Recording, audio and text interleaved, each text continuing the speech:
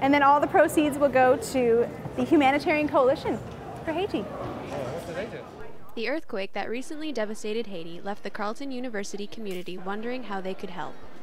I heard the news from Jess, and I came home right away, and it was nice to just like know what I was kind of gonna come home to, and then I just saw Emily and the look on her face, and I just knew right away like the fear that she was feeling, and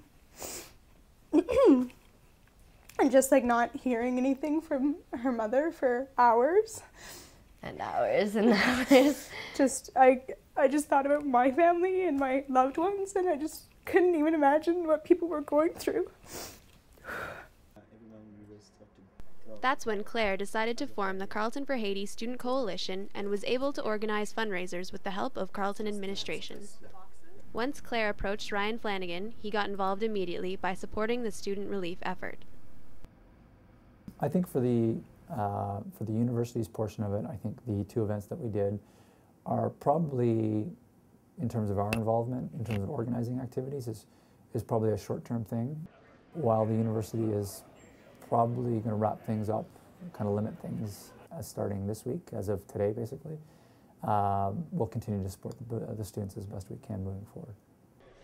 Although the university won't be contributing to the coalition much longer, Claire's involvement will continue beyond her time at Carleton.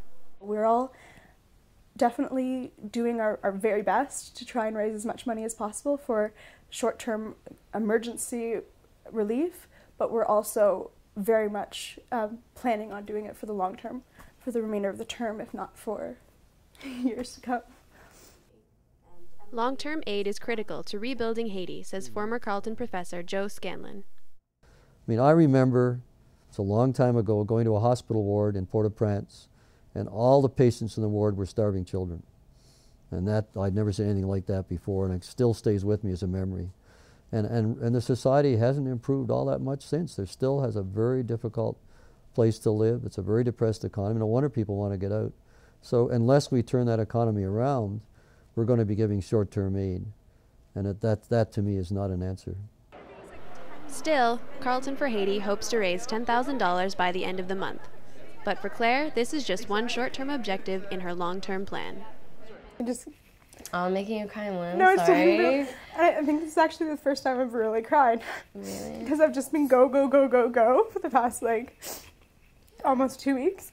And I've just been kind of letting it sink in, and She has been the go girl. Like, Claire's been my hero. As I sit here, like, a shell-shocked little person, Claire's been on the go, running around, baking brownies, doing an amazing bake sale and all these things, and I just kind of sit here in awe.